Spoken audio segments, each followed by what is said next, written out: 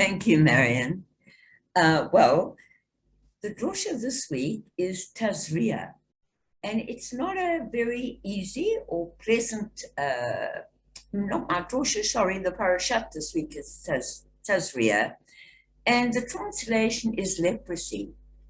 And it's a slightly embarrassing parasha, as many are, because it discusses what can cause leprosy or an illness. It discusses the rites that one has to do when you come to the sanctuary after giving childbirth. It even discusses some rituals and rites regarding sex. That we're leaving for tomorrow, where we can go into much more detail and share with you some very amazing views. But let me this evening just give you a brief view of what this parashat is all about. First of all, it's about the difference between being pure and being impure, different times and different occasions. And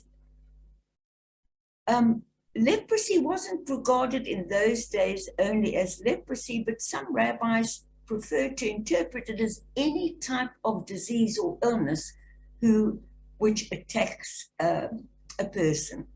Another rite of purification discussed in this parasha, after contact with a human corpse, you have to do certain rituals. It's considered impure. There is abundant evidence that the laws of purity and impurity from these times were faithfully observed in Israel. These laws, however, underwent various changes in the course of the centuries, and not long after the destruction of the Second Temple disappeared altogether from Jewish life, even from Palestine. And we're going to just go through a few of those laws quickly. There are two distinct views about these laws, just as there are about the laws of kashrut, which we discussed in the last parasha. These are the laws connected with women's bodily functions, men's bodily functions, sexuality, childbirth, and disease. There are two distinct views concerning these laws of purity and impurity. One, that they were purely for the purposes of hygiene. On the other hand, which is rather a more Levitical or priestly view, they were purely for religious purposes. Advocates of the hygienic view hold that the sources of impurity in scriptures, disease or death, the disintegrating corpse of man or beast, skin diseases, and disorders connected to our sex lives are in the main physical. In other words, these were introduced to help fight the disease. On the other hand, other sages, and particularly the priestly side, says not at all. It was purely the equivalent of a mental illness. For example, you would get Tazria, you would get leprosy if you've been doing Lashon Hora, if you've been speaking evil to someone. So there were always the two views. And of course, the answer, as usual, probably lies in the middle. So all of these diseases or infections were treated either by water purification or by fire. For example, all the clothing of a person with leprosy, I presume as this plague we have today, was considered unclean and had to be burnt. That would have prevented the spread of disease. So, etc., etc. The sanitary interpretation of the laws of purities, however, is contested by the priestly authorities, who say, no, it's not so much any hygienic motives at all. It is really to get closer to Hashem. And by obeying those laws, you actually become more holy. So let me just share with you then in a short show tonight a few of these events. As we said, the Torah contains laws of physical and spiritual purity. Now we're going to just look at what the Torah says and what the priestly version looks at. Tazria, leprosy, or even the plague we have today. They see this as a supernatural physical affliction sent to warn that person they mustn't speak badly about someone else. It's disease in our religion has always been associated at a spiritual level with evil thoughts, because even when I was at university, I was determined to understand that mind and body were one. And even went into this, you can't separate how you think with your body, in my opinion. So, and as a supernatural affliction sent to warn someone to refrain from speaking badly.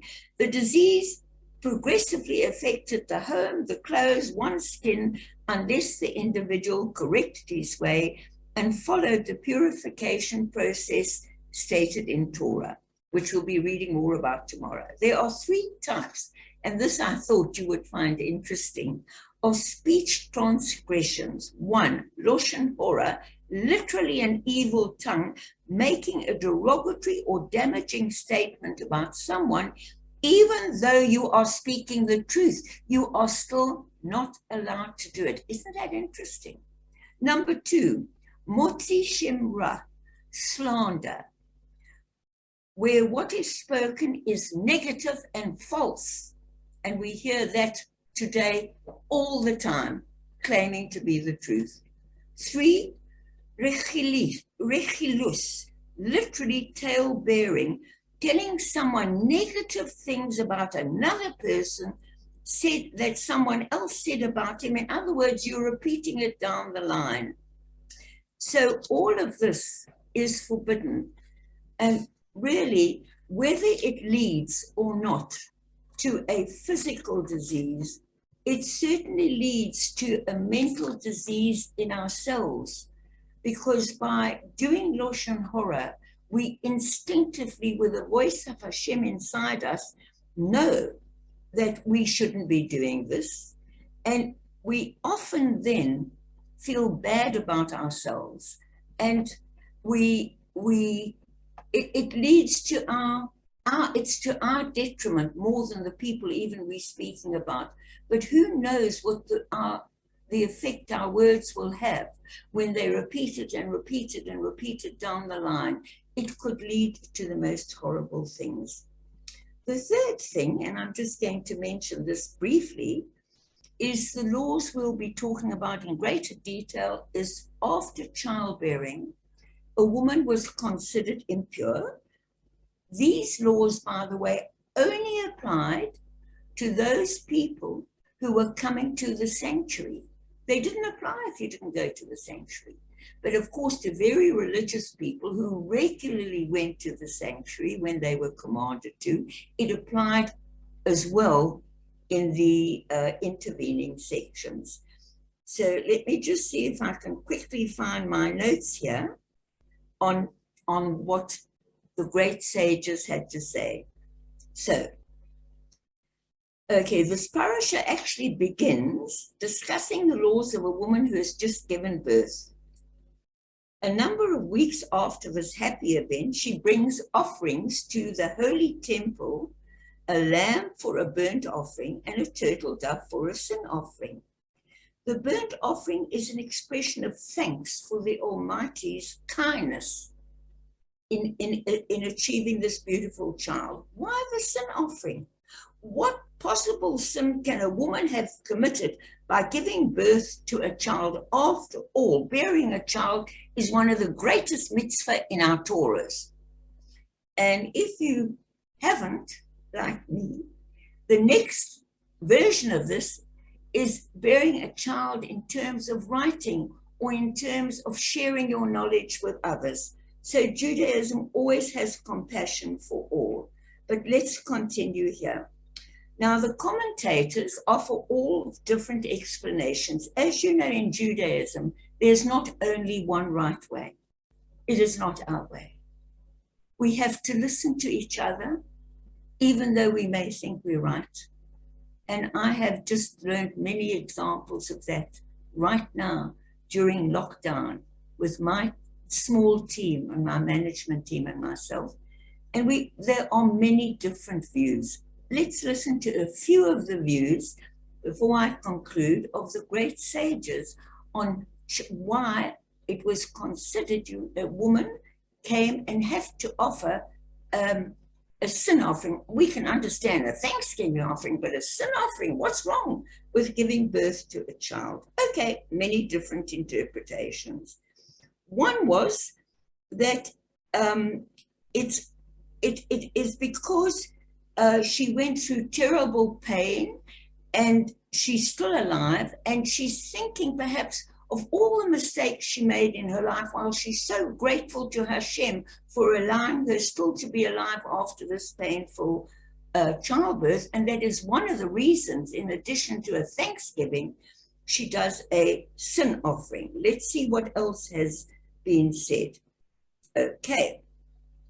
As I said, facing the threat to her life, a Jewish woman would follow a time-honored tradition, undertaking a cheshbon hanefesh of her actions. In other words, she took an accounting of all the things, all the mistakes she made in her gratitude to God for the moment. That is a very Jewish thing, acknowledging past mistakes and committing to do new good deeds in gratitude to Hashem for bringing us or allowing her to live to that moment. And I think that, to me, makes the greatest sense of all. After asserting the need to improve behavior, it was only proper that the Torah provide these women, and by the way, with us as well, with the opportunity to bring a sin offering, a testimony to their sincere desire to change their ways. Therefore, unlike many more conservative interpretations of why a woman has to make a sin offering after giving birth, this particular sage, and I agree with this, is definitely not so much a sin offering at all as an affirmation and a promise to Hashem of future growth that is involved in these enigmatic ancient rituals that today you and I have to find the deeper layers and the deeper meanings.